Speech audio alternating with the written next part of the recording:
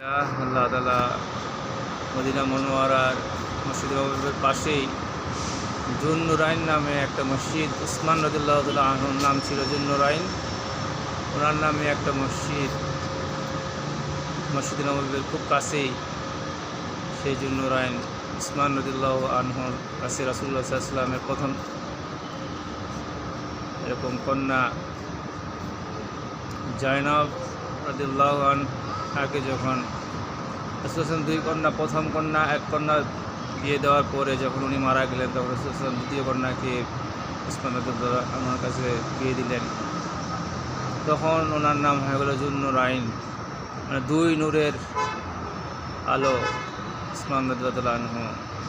রাসূলুল্লাহ বলছেন যে আমার যদি আরেকটা কন্যা থাকতো এবং এই কন্যার এরকমভাবে সে যদি গত হয়ে যেত, তো আমি উসমানের কাছে আমার তৃতীয় কন্যাকেও বিয়ে দিতাম।